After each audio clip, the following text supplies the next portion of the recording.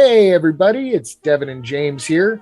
We're here before we enter the Den of Sin to say a little bit about the Anchor app and Anchor FM, where we record our podcast. If you haven't heard about Anchor by Spotify, it's the easiest way to make a podcast with everything you need all in one place. Anchor has tools that allow you to record and edit your podcast right from your phone or computer. And if you're like James and myself living so far apart, we record ours and we're able to upload onto Anchor FM with no problems at all.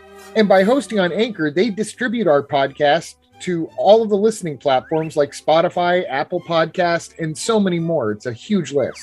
It's everything you need to make a podcast in literally one place. And you know what the best part of all is, James? Is it because the Anchor is totally free?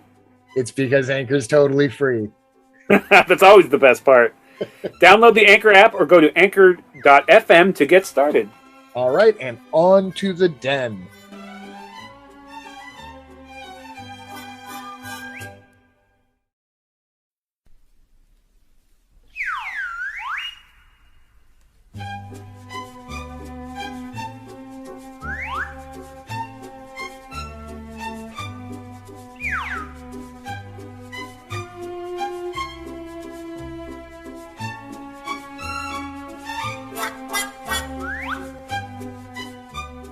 Welcome back, ladies and gentlemen, to another episode of Den of Sin, a movie podcast with Devin and James. I am your host, James. With me, as always, is my the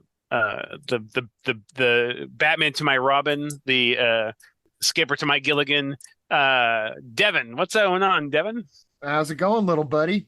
This thought just occurred to me because I don't hear it when you and I talk, but everybody who listens to it hears us. We need to re-record that Anchor ad because that was really rough. Was it?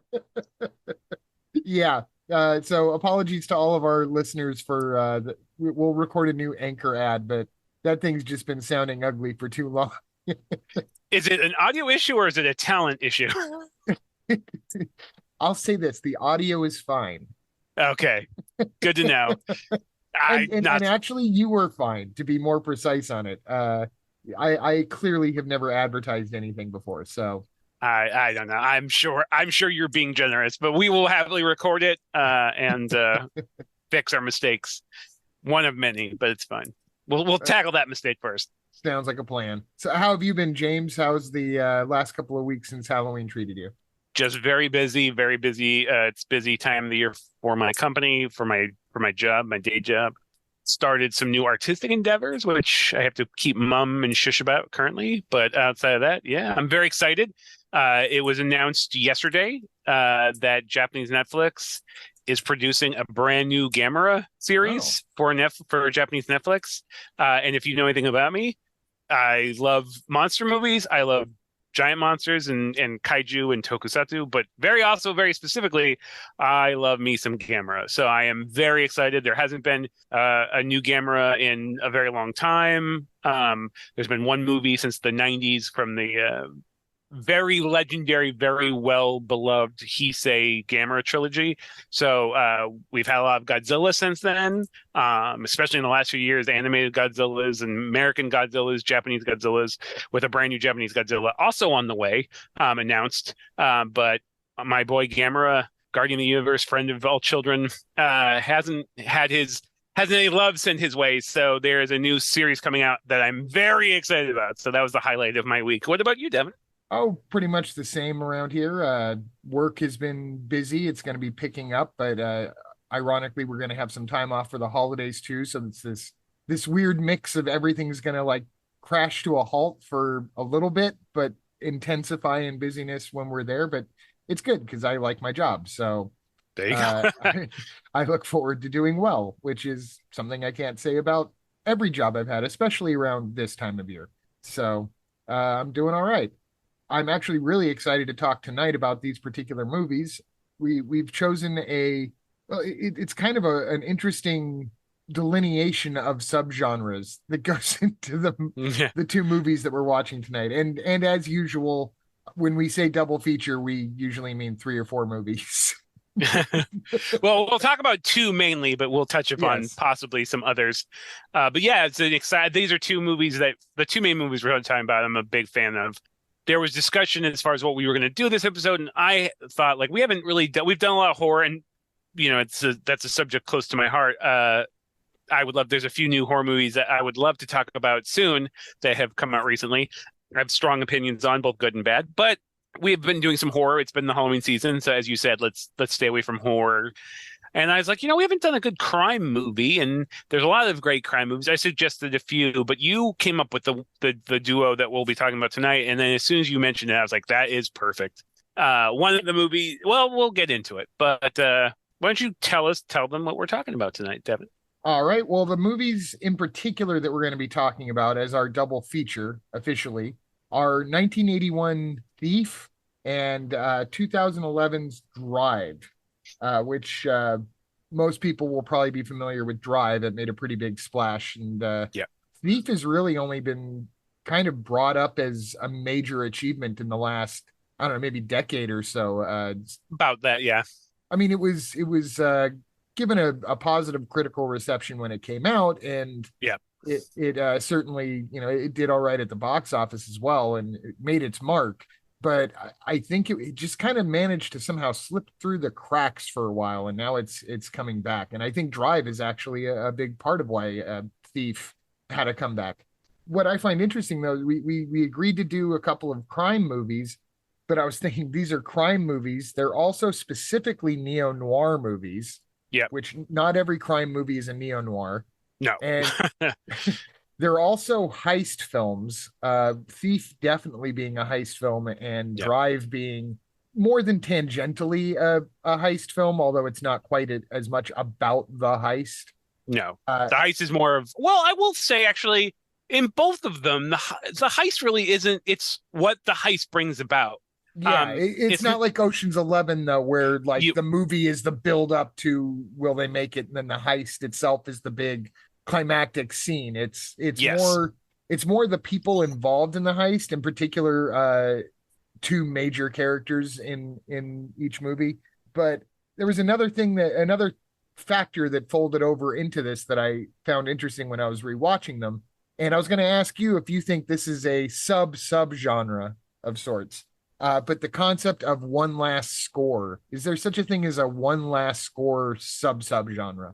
I mean, I think a lot of crime movies have that as a sort of recurring theme where it's like, I think in most where you have where the protagonist is some kind of criminal, professional criminal specifically. I think a lot that idea of the last heist is, and it's usually used as sort of a pipe dream, like these guys, like these anti-hero characters, are holding out for this one last heist so that they can leave behind the world of crime.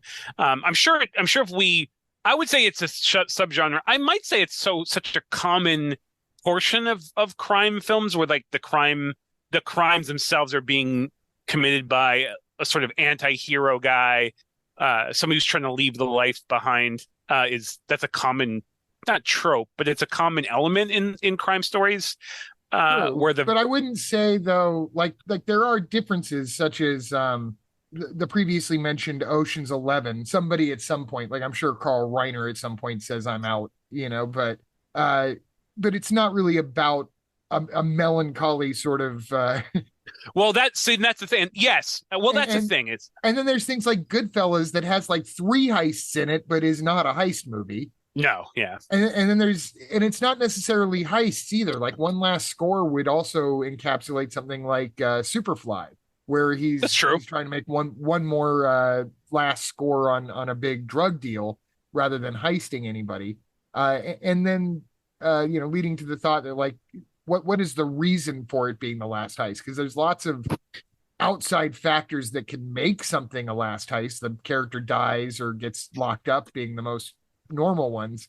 Yeah. But the reason for a last heist or a last score would be, as you mentioned, trying to get out, but can also be already out and blackmailed back in, or as we see in at least one of these, kind of a favor to a friend to help somebody out being pulled back in. So, and doing the one last thing in order to like help out that person.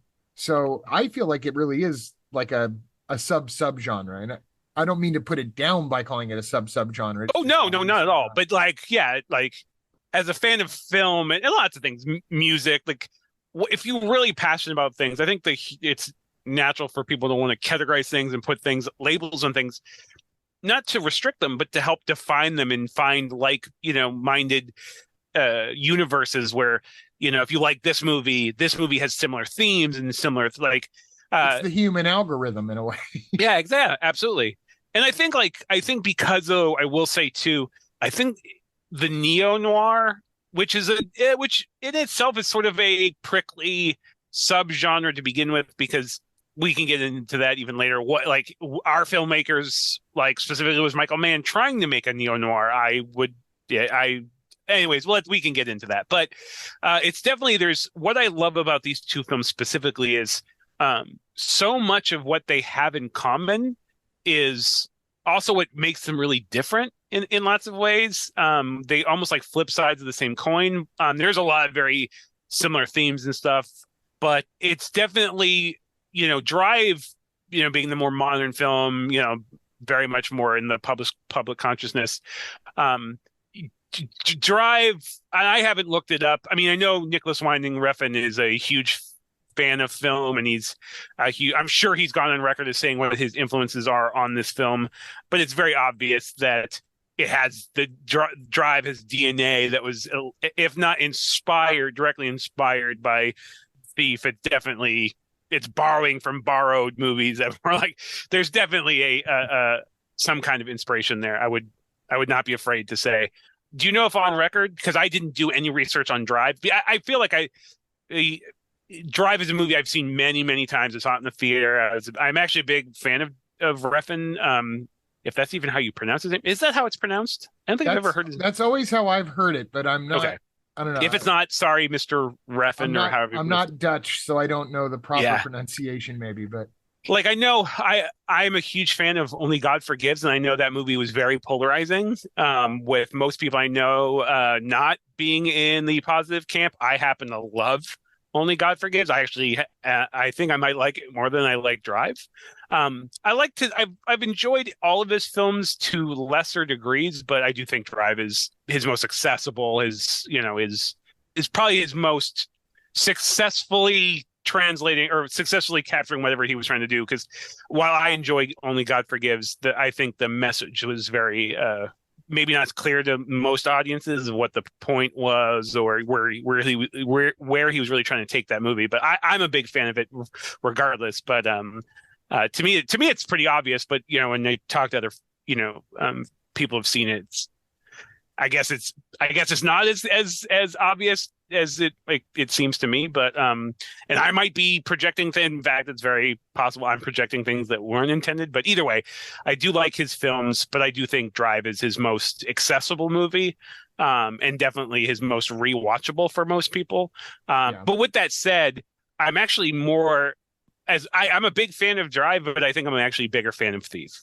I agree, and let's get into it. Let's get into Thief. Let's go chronologically here with Sure. Thief coming out in 1981, as we mentioned, directed by Michael Mann. It's actually his feature debut, although he had done the Jericho Mile on TV at that point, which was where he actually garnered a lot of inspiration for his script for Thief.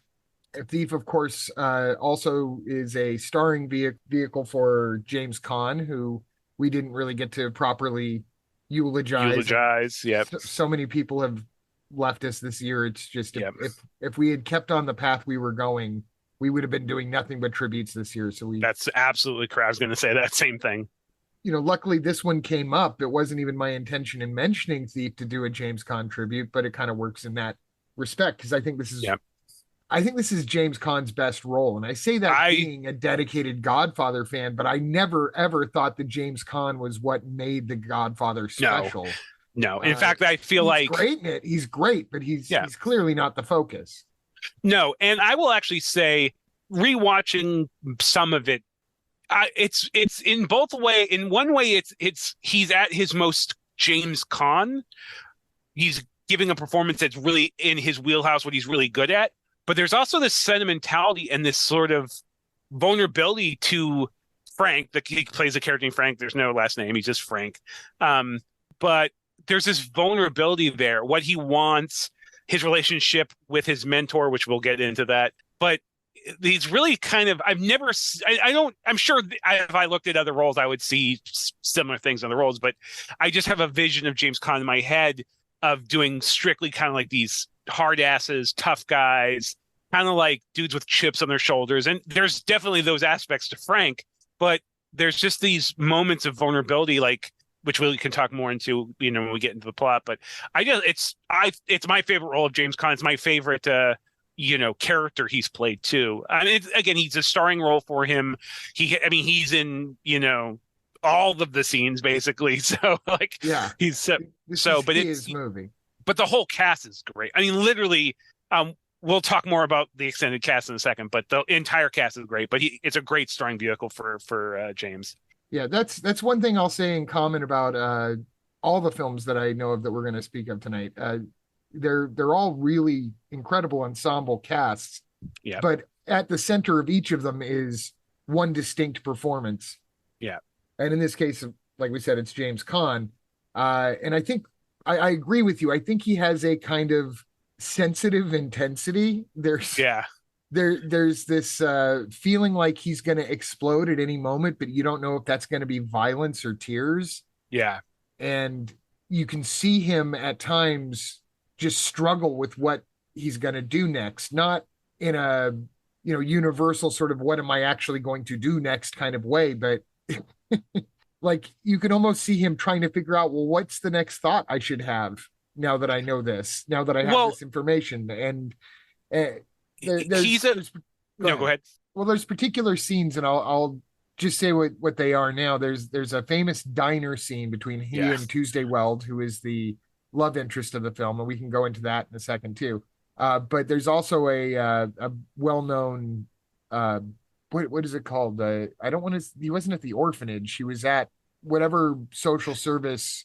Yeah, to trying to adopt a child. To adopt, yes. And that scene, while I give the diner scene the credit for being like the more powerful acting moment, the scene where he's yelling at the social worker, I found equally heartbreaking, even though it was volume turned up, and he revealed as much of himself there when he was trying to be a hard ass as he did when he was trying to be vulnerable to Tuesday Weld. I think both of those scenes are super pivotal. I think for two specific reasons, though. I think the scene in the diner with Tuesday Weld is you're seeing what's important to him. Like we're seeing him, the internal him, what his motivations are, what he wants, his vulnerability, and all that stuff. He's sharing this idea of the perfect life that he sees for himself, and everything that he cares about. So we seeing his motivations. Yeah, he even has a vision board like 40 years before there's an Etsy or any. Exactly. And it's very heartbreaking and stuff that you see that. And in that scene when he's trying to adopt, what you're seeing is what the sort of theme of the film about people who are sort of trapped in life and they're, sort of seen as undesirables. In fact, I think that's even a line in it where it's like, there's definitely a pessimistic tone in the film, and it's a lot about people people who are being manipulated, people who like are trapped in they're trying to play the game, but they're always going to lose, and people are trying to play by their own rules and think that they're they have this freedom, but they don't. There's a lot going on in that scene about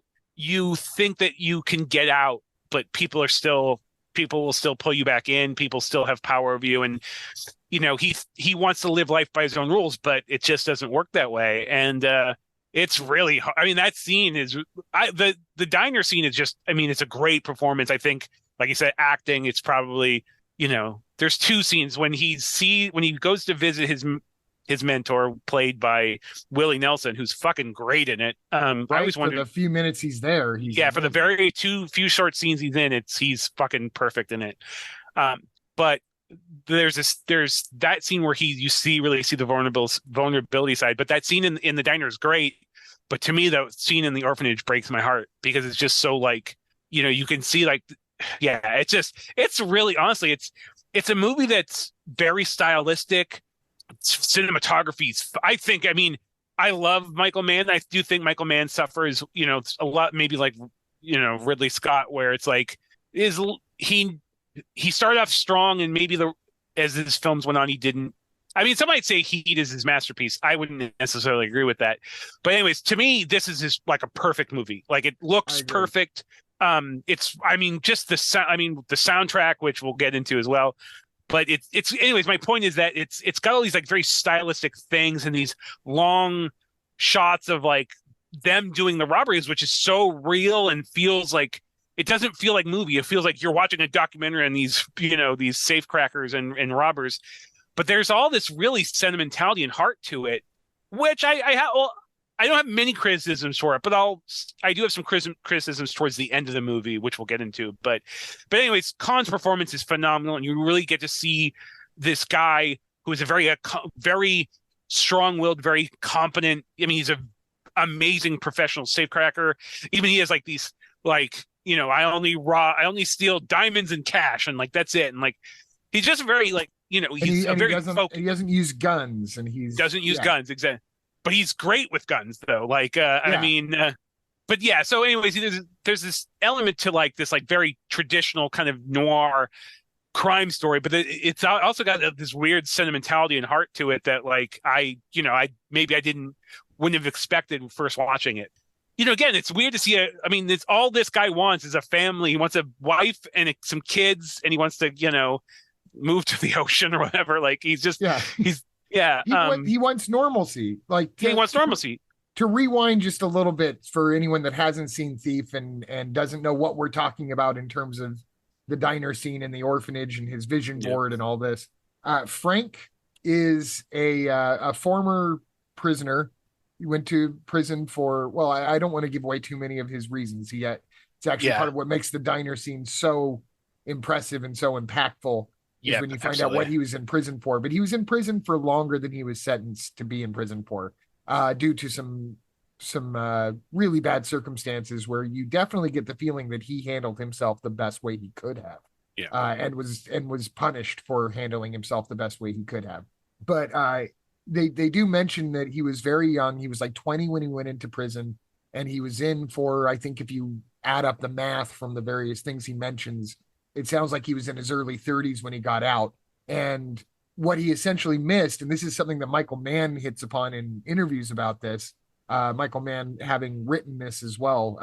It says in the credits that it's based on a book. It's not. He optioned the book because he thought he might want to make a movie out of it, and it turned into a different movie. But for contractual reasons and Writers Guild reasons, they still had to give a paycheck to the guy that wrote it. Who wrote the novel that it's not based on. Not based off of, no. Who was in prison, by the way, for a heist at the time that they were filming this movie. Yes. But well, the book is based. I mean, the book was written by a professional criminal about his career as a criminal, so it wasn't. That's not that out of the realm of belief. But I think the only thing they have in common is that their names are Frank. But anyway, so Michael Mann has spoken to the fact that this guy has really lost that section of his life that most of us take for granted, where we're learning how to court somebody, learning a career, buying a house. I mean, we're talking about 1981 here, when the rules were very different than they are now, and the goalposts hadn't quite moved as far as they are now. But he gets out of prison, and he sees how he's going to handle the rest of his life as, I'm going to go out and I'm going to get a wife, and I'm going to have kids, and I'm going to have the nice house, and I'm going to change my car as much as I change my shoes. And, he doesn't want a humble life necessarily. He wants a well-to-do, like upper middle class life, which is really what we all want if we're honest, about not necessarily needing riches. So he just wants what the rest of us do, but it's this previous life that keeps holding him back. It's the previous life that he can't escape. And he's not allowing himself to escape it at first because it's all he knows. And so he continues to crack safes. But then he finds the woman that he wants to marry, and has a rather interesting way of going about it in terms of just kind of telling her, oh, by the way, you're the woman I'm going to marry. She really plays the hell out of that diner scene too, where you start to get some of her background of where she's been where she's been abandoned and had horrible things happen to her as well. Yeah. So they're able to relate on this level of both kind of being at least what they perceive to be his damaged goods, and his struggle to be his own person, to have nobody else in charge of him, and going from having nothing to lose to suddenly having wife and kids to lose and freedoms to lose. Literally everything to literally lose. everything. Yeah. This is what really jumpstarts the action for the second half of the movie, because in prison he trained himself how to not give a fuck, and now he gives a fuck, and like everything that there are now stakes.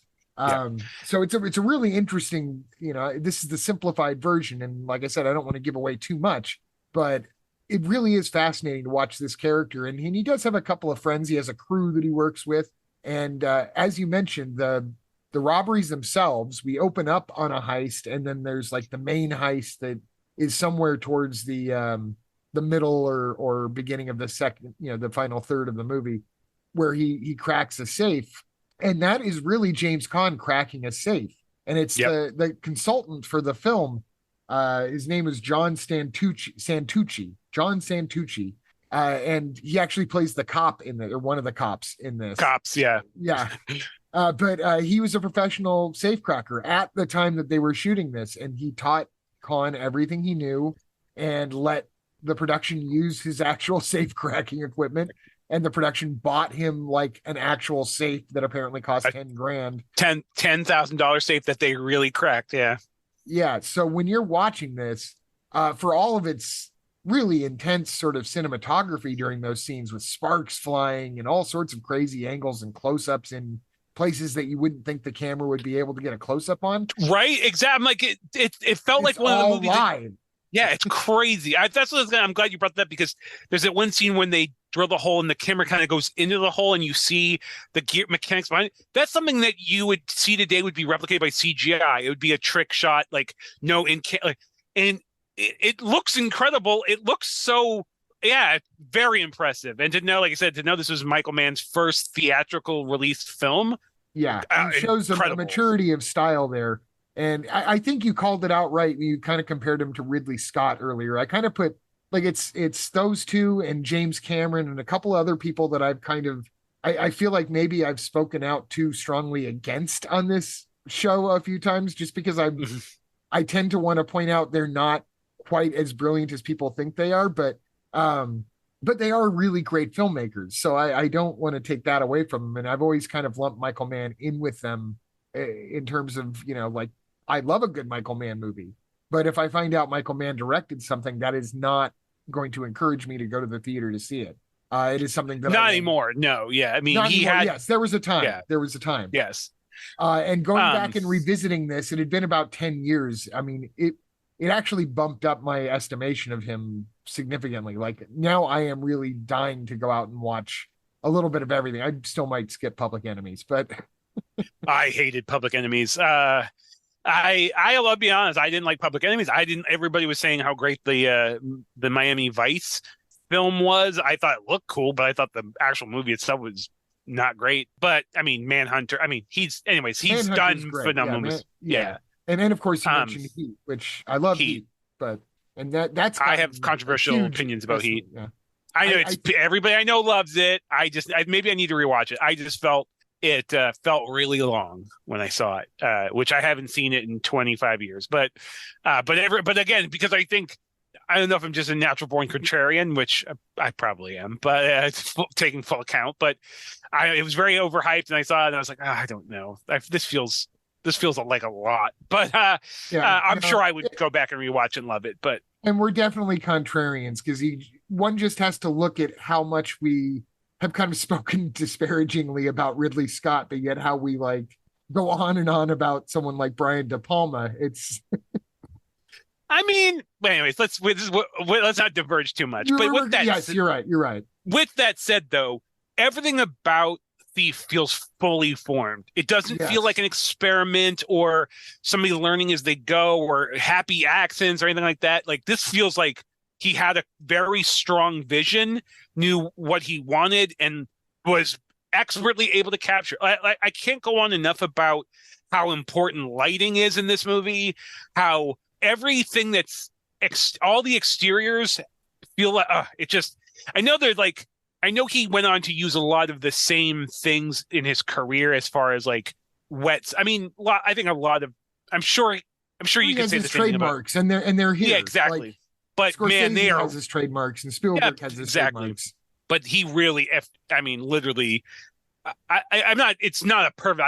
I believe in very few perfect movies. Of course, like art is subjective, anyways. But my only real complaint about the craftsmanship of the film is in the last third of the movie. But it's not even. It's we'll get into that. But yeah, it's a great movie. It looks phenomenal. It's one.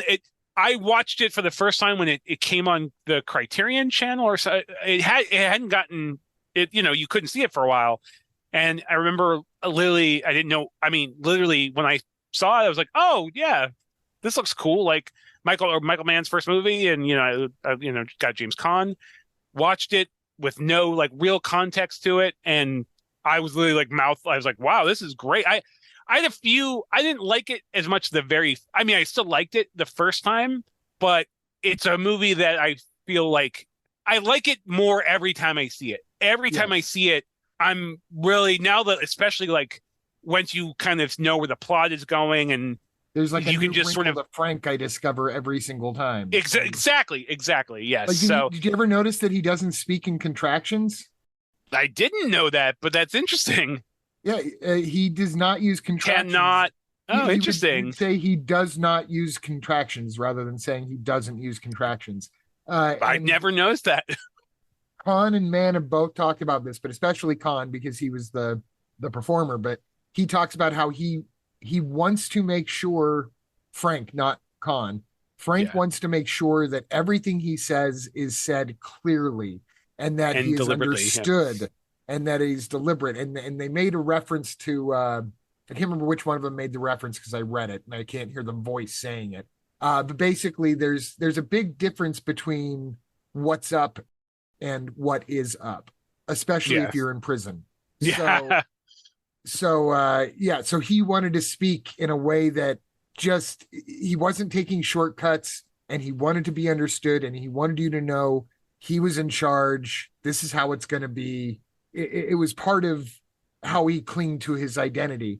And I didn't know that until this last time. And I definitely noticed it more knowing that was the case. There's a couple of slip ups, but yeah, I'm sure. Yeah. One thing I thought was really interesting is that, most of the crime movies where the protagonist is a criminal or, like I said, if you want to call them anti-heroes, whatever, usually they're played as these sort of outside or fringe characters who sort of live a very like hidden life. They're usually either scraping by or like, but Frank is a business owner. Like he's a very competent, capable professional. Yeah, and he has front business. He owns a used car, or I'm not even sure if it's a used car. He owns a car lot and owns a club, a lounge that apparently is still there. Or I don't know if it's COVID in Chicago. Yeah. Yep. The Green Mill Lounge. And it's very interesting because it's very probably much closer to the truth where guys who are at that level have front businesses. They have, they understand that like not just financially, like to, it's for money laundering. And these aren't things that I don't remember being explicitly said in the movie, but it's very feels very authentic. Like it feels like, oh yeah, I can't remember too many films where like the professional criminal isn't just, that's not all he's not just going from job to job. He does jobs, but he has his civilian life that he puts front, like almost like organized crime. Apparently, especially in Chicago where the film is set, this was actually quite common. There were like hundreds of like jewelry and cash heists throughout Chicago during this period of time. And the guy I mentioned before, John Santucci, who plays one of the cops in the movie, but is in actuality a thief who was the consultant on the film. Yeah.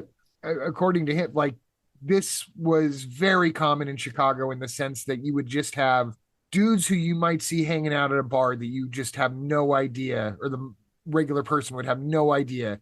These are some of the best safe crackers and wiremen in the country that are just hiding out in plain sight because Their crimes weren't they weren't running in and robbing a bank. They were going Yeah. in after hours and nobody was seeing them, and they had this particular set of skills, and at this point now, cybercrime has by far taken over the concept of the jewelry heist. I think predominantly in storytelling and in life, if you're Yeah. telling modern stories. But this was apparently very common at the time, and this leads me actually into another one of my favorite parts of Thief, and I'm sure you'll agree with me here. But the big bad, played by Robert Prosky in his first starring role or first acting role on screen. Theatrical role, exactly. He was a Theatrical theater role, guy. yeah. He had done TV. I'm so glad you brought this up.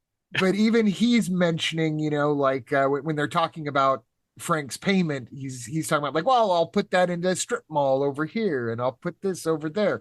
He's not talking about this is how much you're going to take home.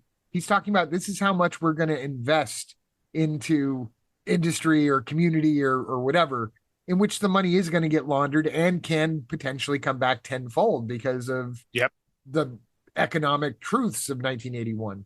Yep. But yeah, Robert Yes, Prosky exactly. is maybe he's in the top 10 most dangerous villains I think I've seen of that era.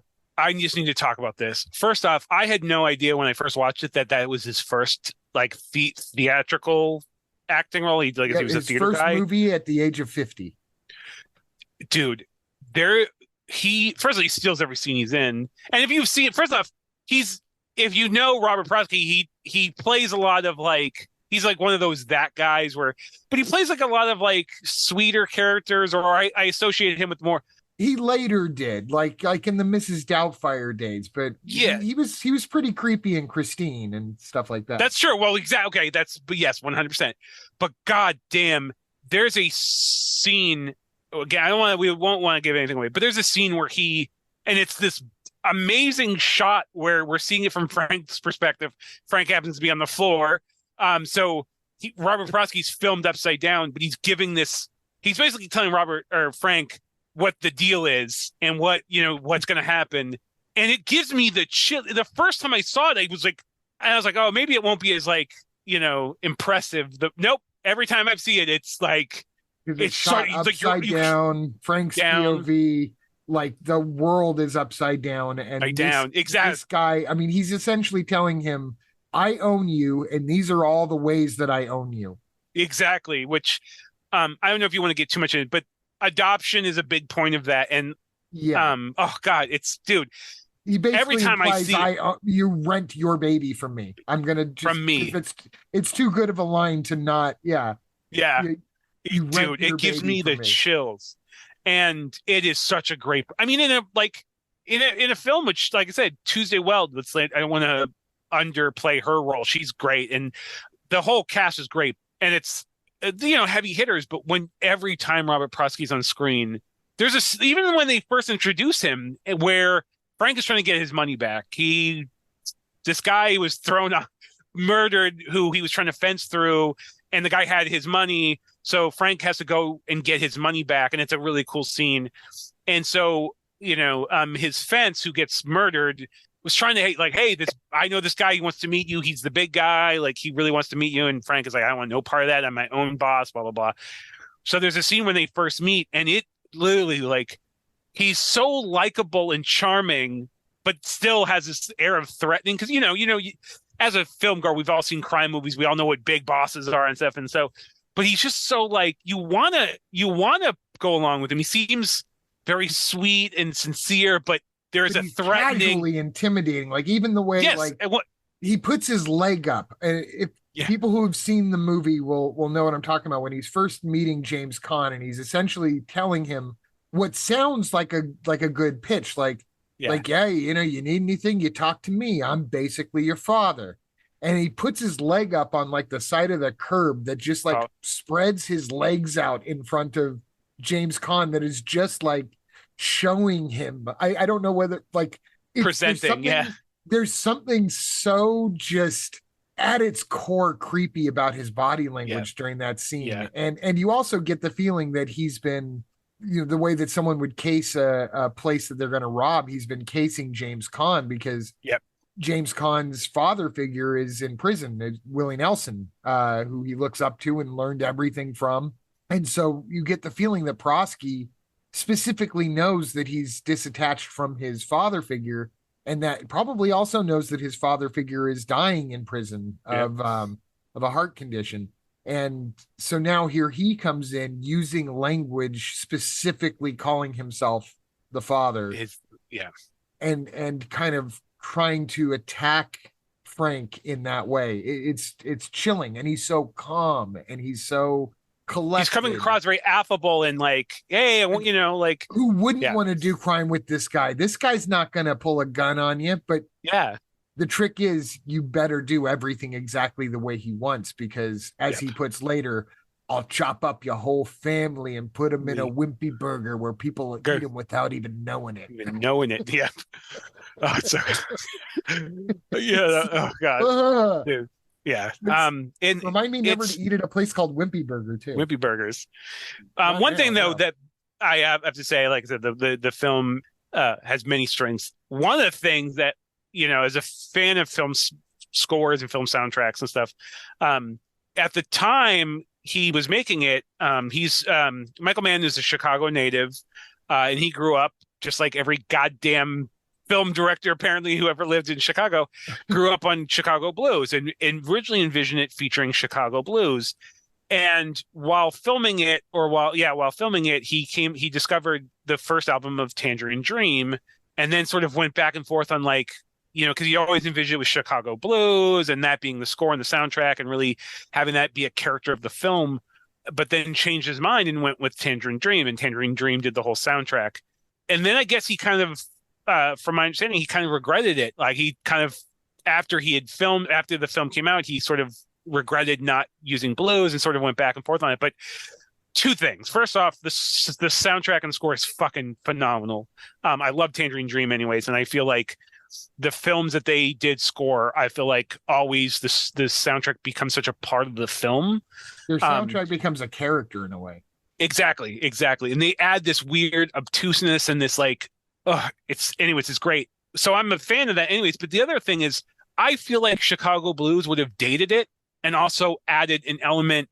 The Tangerine Dream is there's a discomfort that like the blues are the blues. Like even though they're traditionally like, like we imply sadness and whatever to it, like there's a warmth and a humanity to the blues that I feel like would have honestly done it a disservice. But more importantly, I feel like it would have been another 80s Chicago movie with a blues soundtrack, which God knows is the last thing.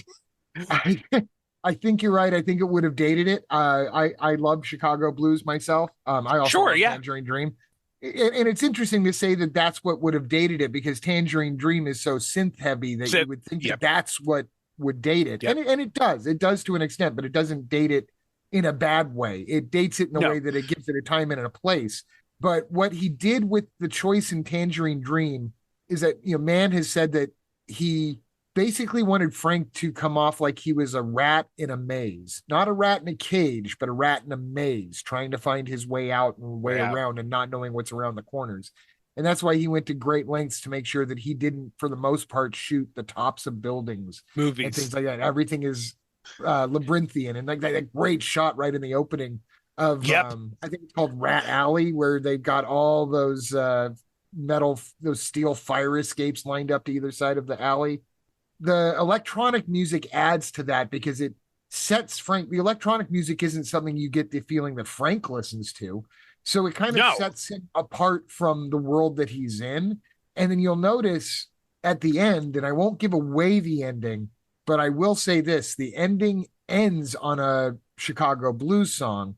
And there's a lot of debate amongst fans of the movie as to whether or not this movie has a happy ending or a sad end. Whether it's happy or sad in general.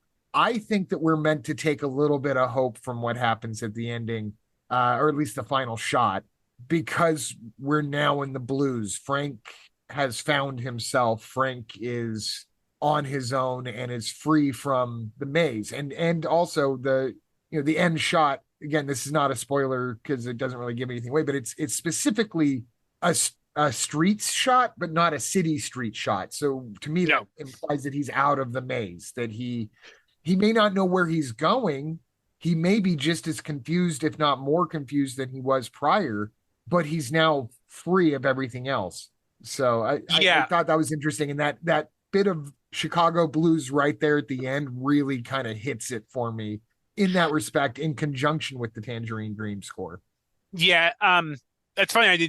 Never even dawned on me, but yeah, you're probably dead on right with that. Where that juxtaposition from going to the Tangerine Dream to blues is like maybe the start of a new chapter, or like you said, maybe he's found himself. I will say, the Or ending does freely bother able to me. return to the old chapter. I don't like. Yeah, exactly. It's a It's question ambiguous. ending. Yeah. I have two major issues with the film. One being the very pink blood, which seeing it in high definitions, maybe it looked different before, but it bothers me. It's great. I mean, the violence is very limited, but it's it has a huge impact when it does happen. The violence feels like violence. It doesn't feel like cinema violence per se, but it's the blood is very fucking neon and it bothers me. But the other thing is like I do like the ending and I won't get too much into it, but the movie has all this build up and everything like the ending is like maybe 10 minutes long. Like it's very quick and it feels like even though everything happened, it feels sort of weirdly rushed. Like I felt like there wasn't enough stakes at that point. And also I have some questions of like, again, if you don't want to give the ending away, that's I respect that because I'm kind of big on that too. But there are choices that he makes. Well, first time seeing it, there are choices that he makes that lead to the end of the film that to me were like, oh, okay, well, that obviously means this, and this being a very nihilistic, what I was going to assume was a nihilistic ending that doesn't happen. So I'm like, well, what was the intention of that story wise and direction wise? But again, it's not. The ending is satisfying in its way, but the first time I saw it, I'm like, wait, that's it? Like we're ending it here, and not because the ending doesn't feel like an ending per se, but it just felt really rushed. Like we got there really quick and it was like, oh, okay, well, but then also like when thinking about decisions that the character makes and then the way it ends, you're like, wait, what? Why did he do A, B, and C if it's going to end like I don't know this, but I don't want to get too much into it then to not spoil. It definitely, the ending is important. And, it's watch the movie. If you're listening to this podcast and you haven't seen Thief, highest recommendation, obviously, as I think you've gotten the impression from this podcast already that we are fans. We highly recommend it, but the ending is important. And I think it's because, again, it is something that the film it's a discussion, a very big discussion point of this film is the ending and what it says. So, but it's one of my main complaints about it. But otherwise, like I said, it's even, I still enjoy the ending. I'll say that. I definitely see what you mean. I'm a big fan of the ending of this, actually. The more I think about it, because it is ambiguous. It's designed to be ambiguous, but it's of its time, and it's only a few years past, say, Taxi Driver, which actually has something of a similar, like, is this better or worse, or, sort of nihilistic take on it. And that's the thing. That's not I love that aspect of it. I love to me, it's not as ambiguous. To me, it feels like it is like, again, it's hard to talk around what happens. But what you're referring to, I think, is that Frank clearly feels the need to destroy some things that are important to him in order to prove to the people, to the powers that be, that he does not give a fuck. Which is something that it seems a little strange to have him get rid of some of the things that he gets rid of. If he doesn't go about it in quite the destructive and inconsiderate and huge asshole kind of way that he does. Yeah, and the very final, like, there's a finality to it. So, but I think that's like that. The reason why I mention it and get into it as specifically as I have is because I feel like the ambiguous ending doesn't mean that he doesn't go back to that or to those people. I think that it's supposed to end in a way that we identify with Frank in the sense that we don't know what he's going to do. He's not a man with a purpose at the end. He's a man trying to figure out, well, what the fuck do I do next? Do I go back and reclaim things? Do I start over in another town? It's not hopeful in that sense. It's not like, oh, the future's wide open and bright. It's still, wow, the future's going to be fucked up and difficult. But I have my own choices to make in that rather than someone else making those choices for me. And he felt that he had to do that to protect those things in a way. And everything he does is to protect certain people. Yeah. The only things that question is whether or not he ever rejoins them or not, you know? Yeah, but there is something that happens early. Basically, when he first visits, I forget the character's name. He's got a goofy nickname. But when he goes to see his mentor, played by Willie Nelson, he's basically saying like Okla. Isn't it Okla? Okla, thank you. God, it's such a I don't like that name. I have a tool I use at work that's almost identical and it just bothers me. Anyways, but where he's basically talking about like a previous relationship that just ended, and he's like, well, I'm just gonna find a new one. And it's just like that he's used to losing things and that he wants what he wants and he's known loss and he's just gonna keep like he has this goal in life to basically have this idealistic life, but it's just a very interesting choice on, like you said, how he gets to that point, what he's trying to say at that point, and then leaving us with like, well, fuck, what is he going to do now? Or is this? Yeah, there's a lot of questions answered, which I like. I love ambiguous endings. I prefer ambiguous endings. People get pissed off at endings like the Sopranos season's finale. I'm like that. I love an ambiguous ending. I just don't like an ambiguous middle, like Halloween Ends, you know? Yeah, exactly. I mean, you can do ambiguous and fuck it up, especially if you have an ambiguous ending and everything before the ending we're not invested in, that we're not going to spend any mental energy to sort of like from there becoming the storytellers ourselves and be sort of project what we think is going to happen. The movie has to be great for an ambiguous ending to really work because you have to be invested. You have to really know these characters and stuff. So with that said, though, like, again, it's a movie that I think one of the highest compliments I can ever give a movie is it's not just, it's not even like multiple viewings are rewarding. Multiple viewings are almost required. Like the more you watch it, the more you will sort of really understand that world and appreciate things. Like I said, if you see any other heist film I've ever seen, either the heists feel overly cinematic where like it's a lot of quick cuts and you're not really in the moment of like the expertise that's required, or it's, it's like very dramatized, whatever. This is it's exactly what it must feel like to crack a safe. And it's to bring up another one again, like we mentioned before, Ocean's 11, and nothing again. I love both versions of Ocean's 11, but Ocean's 11, you hope that nothing goes wrong to spoil the plot. And in this, you hope nothing goes wrong to spoil his life. And there's a difference in the emotional response to those two things. Because you know that George Clooney is going to be okay and Brad Pitt is going to be okay. They just might not get the money. With Frank, he could die or go to prison, or his family could die, or the stakes are so real, and that's because the characters are so real, and the location is so real. Even fucking James Belushi is so fucking real in this. I will say, I almost used I actually really liked him in it. Oh, he was he didn't have a big role, but I felt like he was really big enough. I liked him in this a lot, actually. It shows, it kind of shows some wasted potential in my book, and. But I will say in hindsight, Salvador too. I will say in hindsight though that like it is rewarding to watch him get shotgunned. Spoiler. But yeah, he was very likable. Like he, it's like especially playing his sort of the confidant role that he does, like his partner.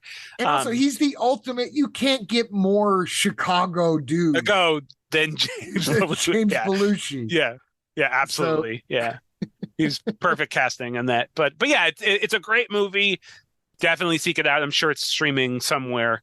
Yeah, I heard it's on Paramount Plus, or maybe it's HBO Max. I have the Criterion disc, and I recommend that because it's a few years old now, but the print is still just amazing. Like it. Yeah. It's I watched it on the Criterion channel, but I think it's like on Tubi or something now. It's not. I don't think it is on Paramount Plus, or maybe it is. I don't know. But it curates around from place to place. It seems like it's become one of those movies that like it's going to be on there for a while because it's probably the rights are cheap, but it's a great movie, and But with that said, Devin, as we start to talk about the second part of our feature, is there anything else you want? I mean, I know we talked about another before we talk about Drive, or unless you want to talk about after another film that sort of. Save it towards. Let's save the other film towards the end so that we can give the full attention to Drive, and we can see how much time we have for the third film in our triple feature. And anyone who follows these particular movies probably knows exactly what movie already what we're talking about. Yeah. But oh, and I will say one more thing about Thief, just to Yeah. piss you off. Did you know Tangerine Dream got nominated for a Razzie for that score? If anything were to ever show how ridiculously stupid the concept of the Razzies is in Yeah. general.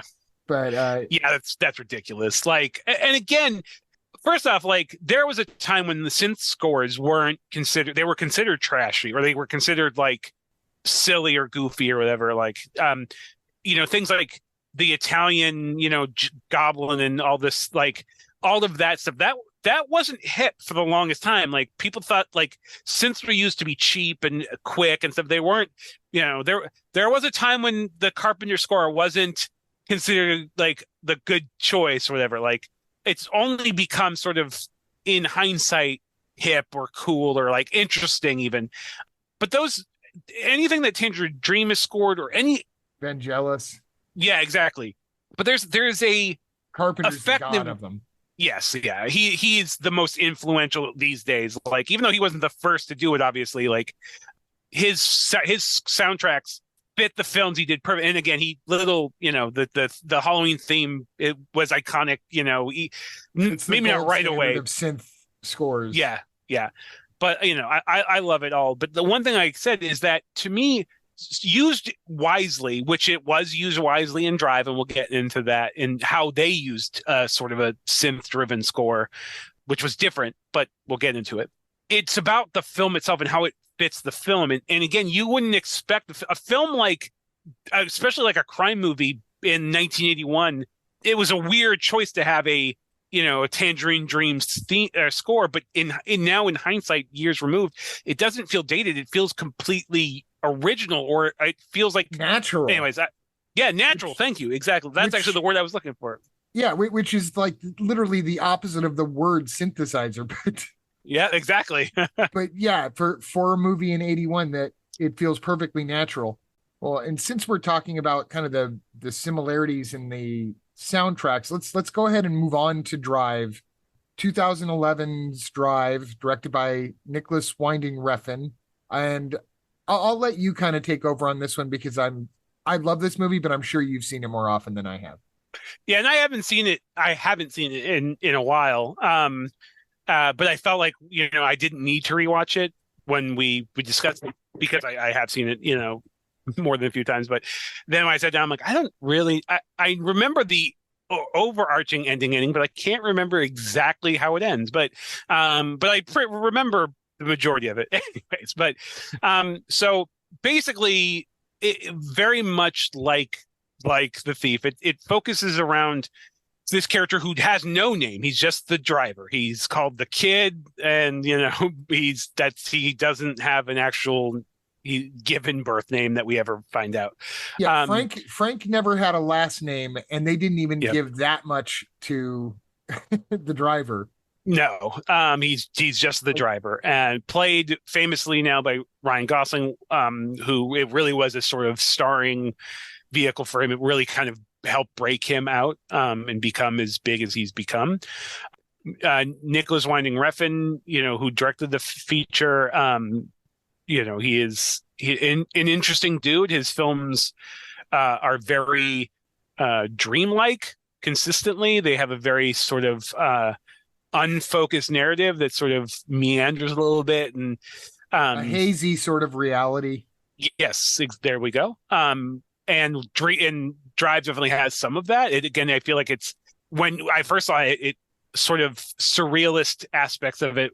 Now, in hindsight, with his other films, it feels way more like an actual Hollywood film. But at the time, for a film like this, there is this weird underlying sort of unclear narrative, this sort of ambiguous.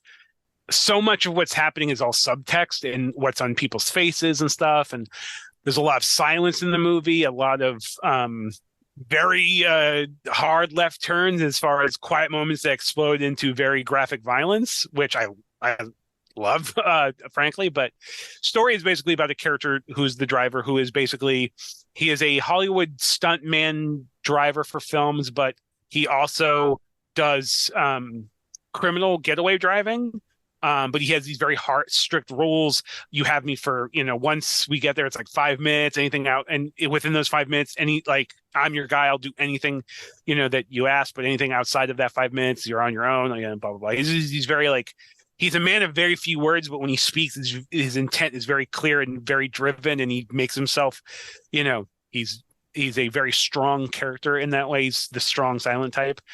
He runs into, this mom and her kid, and he sort of becomes embroiled of his, right? His neighbor, yeah, exactly. And he becomes sort of entangled in their lives. His boss basically is the guy that he works for, driving, on film and stuff, who he also does, he does his side criminal gigs, played by Walter White. Why am I blanking?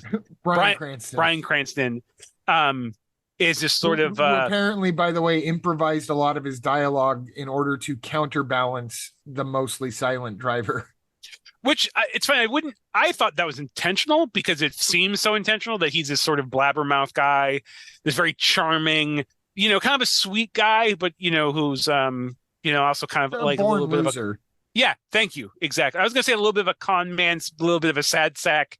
But yeah, Born Loser is great. That's a perfect way to. But he's this sort of mentor character who truly does, he sees Driver as a meal ticket, but you can tell he really does care about him, especially towards the end of the film when things go south.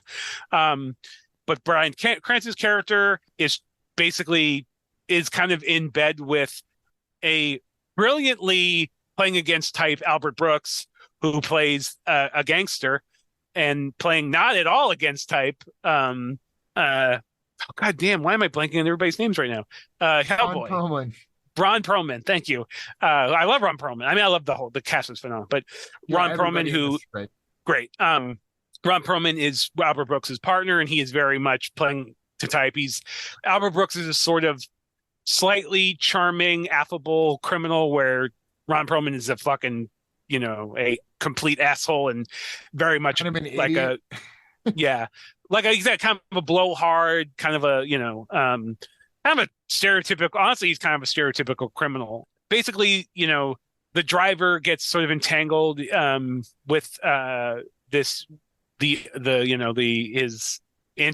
love interest. I don't know. I mean, it's I don't know how you would classify her, but he gets entangled with this mother to find out that Carey Mulligan, a very early role for Carey Mulligan, and that he comes he basically, her ex comes out of prison, the father of her child gets out of prison, and they have this weird dynamic there. But then her ex, it's not, I don't even know, they're not divorced, right? There's just no, they're very much a couple. He was in prison, and the driver helps her out with something and finds out that her and her I don't know how old the kid is, maybe 7 or 8 years old. Yeah. They need help because they don't have an extra hand around the house. And so he steps in and helps. And you get the feeling that a love affair is brewing between the driver and the mother. And right about that time, the husband ends up being released early from prison, played by Oscar Isaac. And kind of comes in their life, and as soon as he does, he brings some shit. Sure, but you expect him to be a piece of shit, and they play him up like he's gonna be a piece of shit, but he's actually not. And I think that's one of the more interesting elements of the film. He's stuck the same way Frank was stuck. He doesn't want to continue doing bad things, but the people that put him in prison, the people that got him in prison, I should say, they still require that he worked for them, and we don't know who that is at first, and we discover it as the film goes on. But it's not Oscar Isaac's fault. He's already done his time. He's served. He's coming back. He's trying to be a good father. He's trying to be a good husband, and that's why it's kind of heartbreaking to watch the driver watching it from afar. And you see this relationship between him and Carey Mulligan kind of continue on a different level once Oscar Isaac is back, because it's not like Oscar Isaac was a shithead who deserves to have his wife taken away or anything. It's very complicated. It's very complicated. But one thing I will say, and I think that's everything about the driver is he's capable. Everything in his life, he's he's a man of few words, but his action, he's incredibly efficient and capable and very talented. But I think he immediately sees that Oscar Isaac is kind of a fuck up, and that even if he has another good born intentions, loser. yeah, exactly. And even if he has the best of intentions, that he knows that once he's back into their life, he's going to fuck it up. And I think there's a part of that where he's like, God damn it. Like now I'm going to have to take care of your family because I know you're not going to be able to do it, which is, from his point of view, very astute. I will say this though, just as a side, I saw Drive in the theater and, I actually didn't like Oscar Isaac. I thought, and I'm not even his character, I didn't like his performance. I thought it was very kind of flat at the time and kind of like, I don't know. I was not impressed with his character, which is now ironic because I love Oscar Isaac and he's great in everything. But at the time I was very unimpressed. And I think because rewatching it, and this is something that I was just thinking about today. Really, it didn't even dawn on me until thinking about doing this podcast that, about how I didn't really like him at first. But I think because one, his character comes in and kind of disrupts the film in a way that's very personal to the plot and everything. But yeah, he has to. But the way he was playing him was so much more of a traditional crime movie character where like Albert Brooks is very, interesting and Carey Mulligan's she's kind of almost, I feel like her character is very underwritten in the fact that she is a kind of a damsel in distress. And let's be honest. Yeah, she is underwritten. She doesn't have, it's not, I will say, I don't think capable of it, but her character doesn't have the strength of character that Tuesday Weld's character has. Yes, I agree with that. And Tuesday Weld, I'll even say, is slightly, a little bit of a window dressing sort of situation, which I don't say to be derogatory against her. That's just kind of these are very male centric machismo types of stories. Yes, and actually very specifically about the chinks in that machismo. Absolutely. And so they serve like a very important purpose in this story. But I think that Tuesday's is written a little bit better than Carey's in terms of she has more. She definitely has more talent. Yeah, it's not an even acting thing. Carey Mulligan could have been anybody. In that role. Exactly. And I think in a way, Oscar Isaac could have been just about anybody. But I think I don't know as much about Refn as you do. I've seen Only God Forgives, and I don't hate it, but I don't love it on the level that you do. So I don't know his process to the extent that I can accurately say this, but I would surmise that maybe Oscar Isaac was so bland and from another movie because he was meant to kind of be a wedge between him and Happiness. And that's what I actually was going to say. Literally, that was what I sort of. Yeah, because you can't make him too unlikable, otherwise there's a good cause to dispose of him, and you can't make him too affable, otherwise it's a little unrealistic and makes you just really feel like the driver should fuck off and find his own family. He has to fall somewhere bland in the middle where you have sympathy for him. You might not like him, you might not hang out with him, and you certainly might not see why somebody would marry him and stick around after he goes to prison. But you see him trying, and you see like he's the one in the movie who's not spectacular, where it's Albert Brooks is spectacularly good at what he does. And even Ron Perlman, for being not much more than a mean old hammer, is really good at being a mean old hammer. Yeah, absolutely. And then of course the driver is the best, so I think some of it is maybe by design, but you might know his style more than I would. No. And I think, I was going to say, I don't know how well his Neon Demon it's a female centric film. So I won't say that he doesn't know how to write women or whatever, but I think it was, that wasn't what I was implying. That's I was going to say originally, like, I don't know how well he writes female characters, because like I said, there's not a lot of meat on the bone of her character, but I think she serves a purpose. And I do also think, and I might be trying to give more credit to it than maybe it deserves, but I think her character is supposed to be, she is a civilian. She is just a normal lady, a normal woman, a very nice person who's trying to do the best she can in the situation, where the driver leads us in completely different life. He's a completely different animal to her. He brings all this crazy violence and shit into her life that is foreign to her, even though her ex-husband or her husband or what whatever it is by the end of the movie. But yeah, I mean, maybe she's there to illustrate the differences in those two worlds. But regardless of any of that, there's an interesting element to it too that we haven't really mentioned too much, and that is I feel it's less a love story between the driver and Carey Mulligan's character, and actually much more about the relationship between the driver and her son. I think. Well, I mean, there's definitely. I mean, he, like one of the best scenes in the movie is the elevator scene, and again, when he kisses her, is it an actual kiss or is it a cover? Strategic, yeah, exactly. So even that's interesting and stuff, and I thought about that as well. But yes, it is, and that's the thing is where Bryan Cranston's character is sort of a father figure, less so than say Willie Nelson Okla, yeah. But there is an element of that. He's serving that purpose. Like this movie, like we've said before, is very influenced by Thief. So the concept that there is no Okla in Bryan Cranston's character seems impossible to me. Yeah. But Okla is still portrayed as a strong individual who has been caged, whereas this guy really feels like a guy who maybe could have had some greatness, but fucked around with the wrong people who he's just kind of a fuck up. Like, it's not like he had an injury on the set of a movie that sidelined his stuntman career. He fucked with the wrong person who broke his fucking pelvis, and now he can't be a stuntman. So yeah, exactly. So it's a direct consequence that he's a loser. Yeah, exactly. And it tells you everything you need to know about this character, and that he doesn't make those smartest decisions, and his involvement in this is not going to end well. One thing that we have to say, needs to be addressed about this film is where, unlike Thief, where even though much of Frank is hidden, we still know a lot about what he's been through and his motivations. We know jack shit about the driver. We don't know anything about his history, where he comes from. Yeah, and he's literally a very ambiguous ghost character. And I love that. I love that. I remember coming out of the theater being like, in fact, there's I really wish I'd done more actual research as far as I'm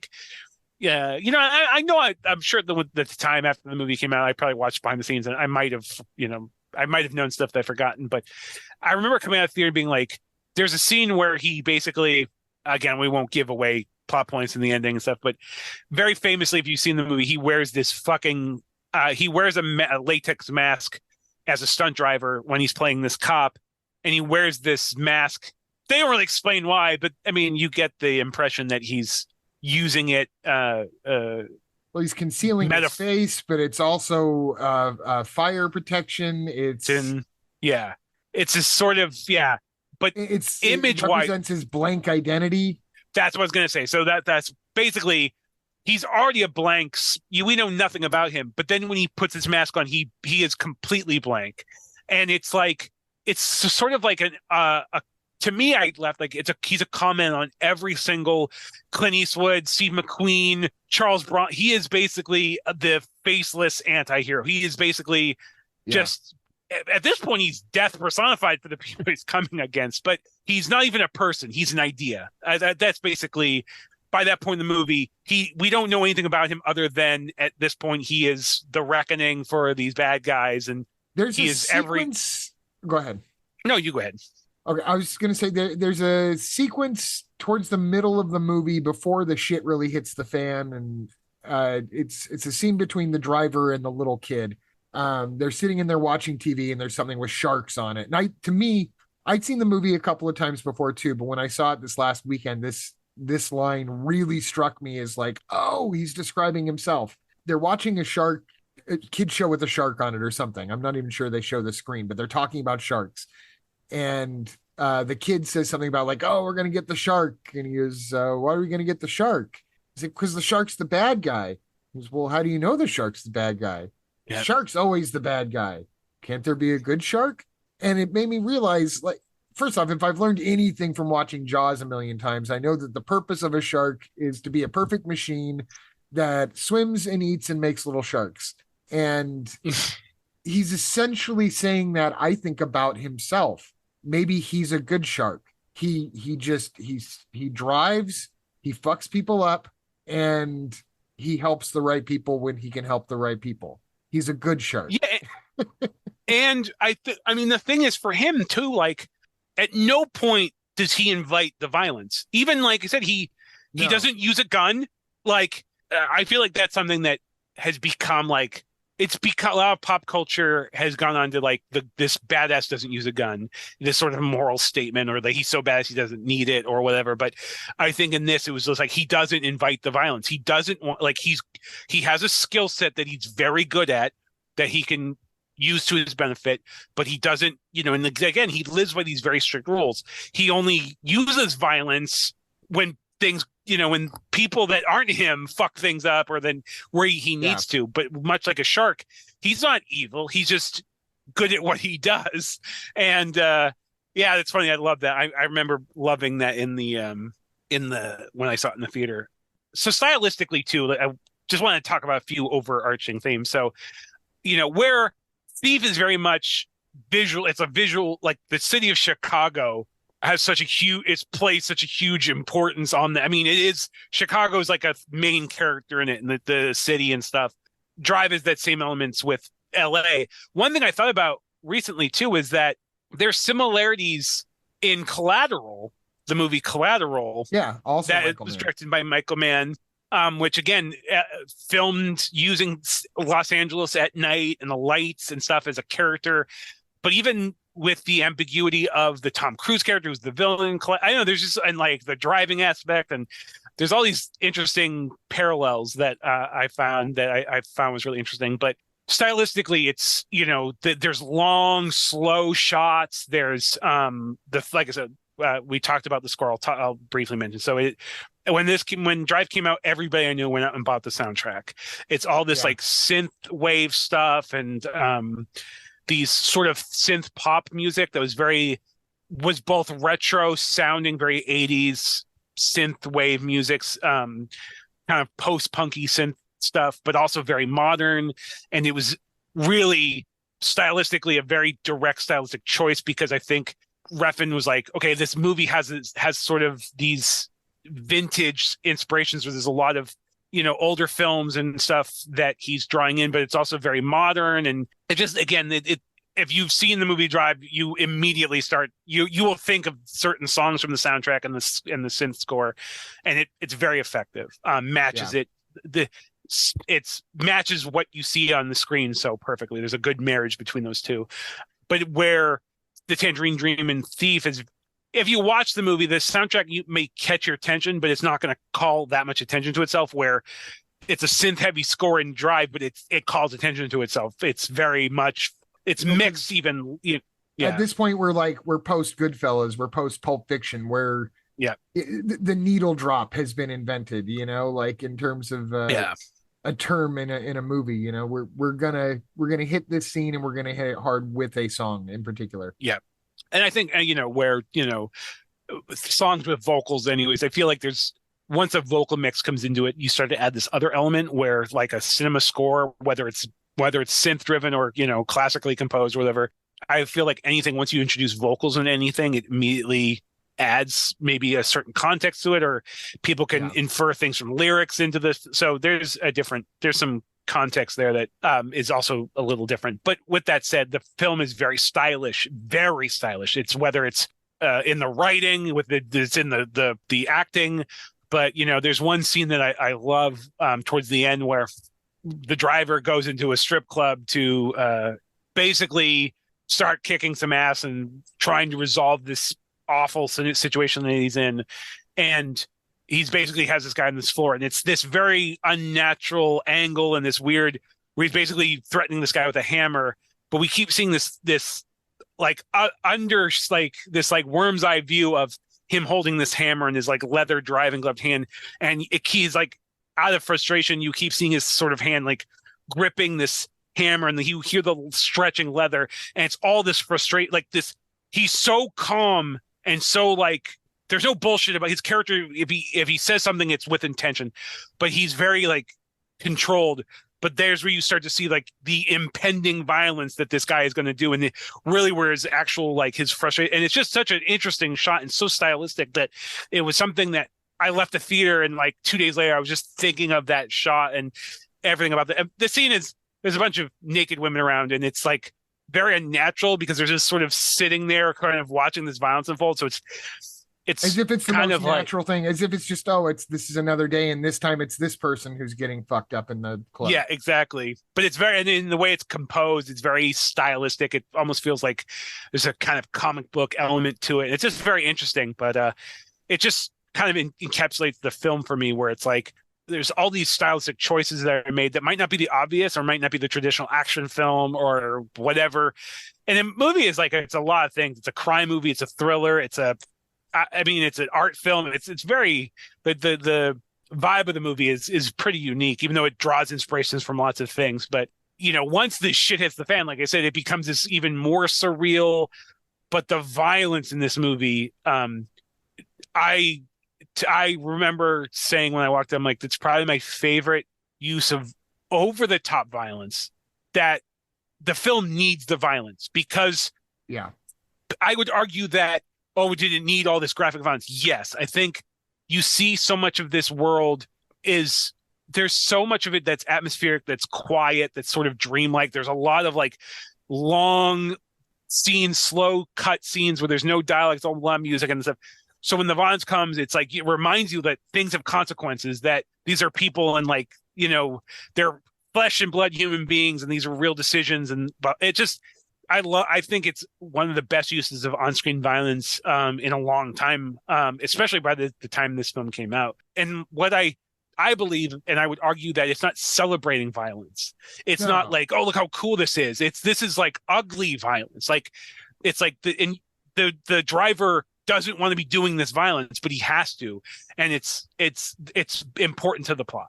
I agree, and I think it is meant to be cool in the sense that watching a violent movie can be cool. But yeah, yes. There's so much style to it that it doesn't, like, I wouldn't be able to think that he was filming it as a statement against violence. I think he's just trying to show, in this world sometimes it happens. It's to juxtapose, like you said, all the quietness, but there's, to go back to the shark metaphor, there's him driving around, and he spends a lot of time just driving. And in fact, Refn even sold it to Gosling, or sold his involvement to Gosling, by telling him while they were driving around one day, the movie is about a guy who drives around LA at night listening to pop songs. And that's how Gosling knew that this was the guy that he needs to hire to direct this movie. But he's driving around, and that's just the shark swimming. That's the shark going about his business in the ocean of Los Angeles, just driving this beautiful, shiny car. And a shark is going to need to eat. And whether or not, like, we're not even talking about the plot of Jaws and whether or not he's going to eat Robert Shaw. We're talking about whether or not a shark is going to eat a seal that it finds, swimming around. There becomes a moment where this beautiful thing that just wants to swim around suddenly has to become very violent. And I think that's what he's trying to show. It's not a universal theme. It's not something that we all have in us, that we're very quiet and suddenly violent.